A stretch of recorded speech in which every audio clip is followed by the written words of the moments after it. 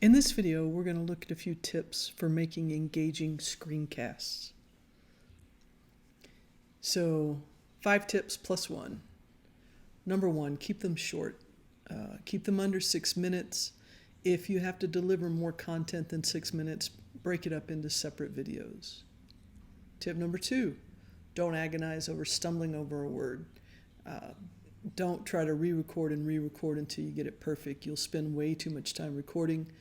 And besides, small mistakes add authenticity to your recording. Tip number 3, feel free to use the embedded webcam, but also feel free not to. Some people like to put their webcam down in the bottom corner of their screencast to show them talking. Other people find that it's really distracting.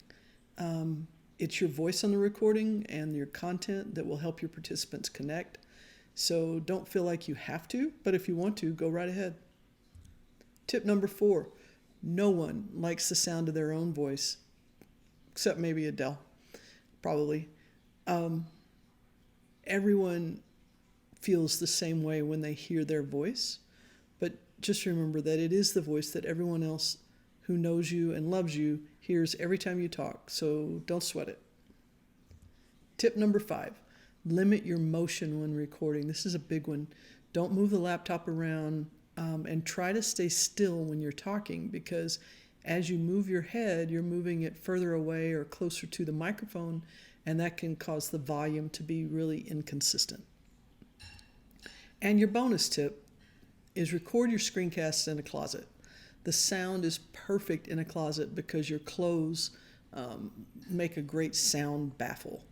Your second closest is your car, but if you're using an extension like Screencastify, your issue will probably be Wi-Fi.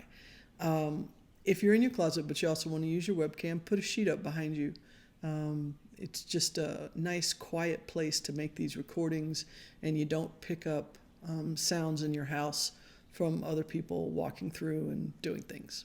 So there you go, tips for making a screencast.